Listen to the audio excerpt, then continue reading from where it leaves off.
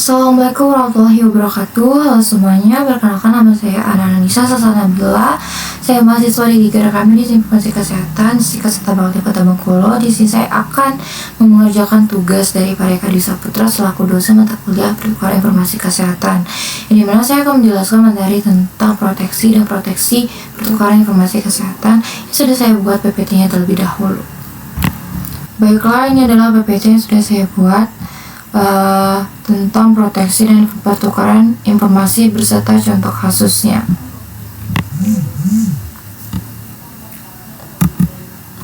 Yang kita ketahui, proteksi pertukaran informasi dalam konteks kesehatan merujuk pada langkah-langkah yang diambil untuk memastikan bahwa data kesehatan yang dipertukarkan antar stakeholder atau seperti rumah sakit, klinik, apotek, laboratorium, dan penyedia layanan kesehatan lainnya dilindungi dengan baik dari baik sisi keamanan maupun privasi. Yang dimana melibatkan faktor-faktor pertama untuk pengamanan data dari akses yang tidak sah atau penyalahgunaan baik secara fisik maupun digital. Lalu ada penggunaan inskripsi untuk melindungi data yang dikirimkan atau disimpan, memastikan bahwa data hanya dapat diakses oleh pihak yang memiliki kunci untuk membuka data tersebut.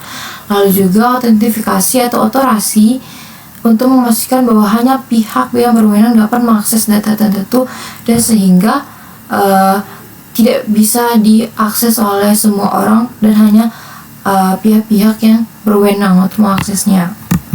Lalu juga itu melindungi hak privasi pasien dengan memastikan bahwa data pribadi pasien hanya dibagikan untuk digunakan dengan izin eksplisit dari pasien atau pihak yang berwenang.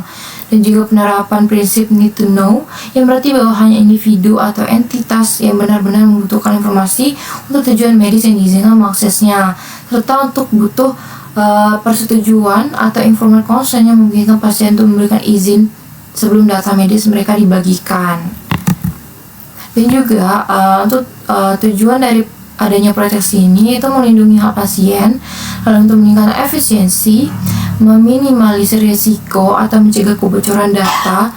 Lalu ada pun kebijakannya untuk itu, kebijakan keamanan informasi kesehatan secara umum sudah ada di Undang-Undang Permenkes dan Kemenkes, yaitu yang pertama ada Undang-Undang Nomor 11 Tahun 2008 tentang informasi dan transaksi elektronik. Lalu yang kedua ada Undang-Undang Nomor 14 Tahun 2008 tentang keterbukaan informasi publik. Lalu ada Peraturan Pemerintahan Nomor 46 Tahun 2014, Peraturan Menteri Kesehatan Republik Indonesia Nomor 19 Tahun 2014. Lalu ada Peraturan Menteri Kesehatan Republik Indonesia Nomor 4 Tahun 2017 tentang kesehatan, dan juga ada rujukan standar sebagian sudah ada yang mengacu pada standar nasional atau SNI dan internasional ISO atau HIPAA. Fitur keamanan yang ada di untuk sistem keamanan kesehatan itu ada autentifikasi atau yaitu mengandung penjaminan atau memastikan terhadap identitas suatu subjek atau objek. Lalu juga ada otoritas atau authorization yang mengandung berkaitan dengan pengesahan hak yang meliputi pengesahan akses berdasarkan hak akses. Lalu kendali akses melindungi sistem terhadap penggunaan dari yang tidak berhak, termasuk penggunaan sistem komputer, jaringan, aplikasi perangkat lunak, dan berkas atau file data. Lalu juga ada pelayanan kesehatan atau pelayanan kerahasiaan atau confidentiality service, yaitu menjaga sistem dari kemungkinan pelepasan informasi kepada pihak yang tidak berhak untuk mendapatkan informasi tersebut. Dan juga ada integritas, mengandung pengertian bahwa informasi yang tersedia hanya diubah atau diolah untuk kebutuhan tertentu dan oleh pengguna tertentu yang berhak. Lalu ini adalah bukan contoh kasus dari proteksi dan keamanan pertukaran informasi kesehatan di rumah sakit yang berada dari sumber Journal of Medical System 2015 yang merupakan pada tahun 2015 Rumah Sakit Kira Kota Z mulai mengimplementasikan sistem rumah sakit elektronik untuk menggantikan sistem berbasis kertas yang sebelumnya digunakan, bertujuan untuk meningkatkan efisiensi, meminimalkan kesalahan medis, memudahkan pertukaran informasi medis antar rumah sakit, klinik, dan apotek yang bekerja sama. Namun, meskipun sistem ini berhasil bekerja di rumah sakit, ada masalah terkait dengan keamanan dan privasi data yang kemudian memukakan, yaitu ada kebocoran data, ada pelanggaran privasi, ada interoperabilitas yang terbatas, lalu dapat solusi yang diterapkan itu keamanan dan inskripsinya.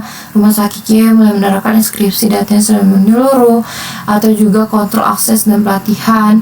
Ada juga penggunaan standar integritas, lalu pengawasan dan audit yang berkala.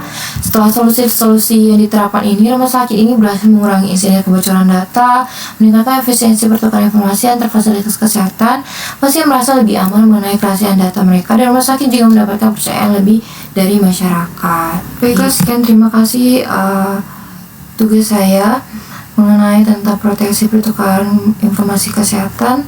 Apabila banyak kesalahan kata atau ketidakjelasan atau keterlambatan saya dalam berbicara, saya mohon maaf. Wabillahi taufiq wal hidayah. Wassalamualaikum warahmatullahi wabarakatuh.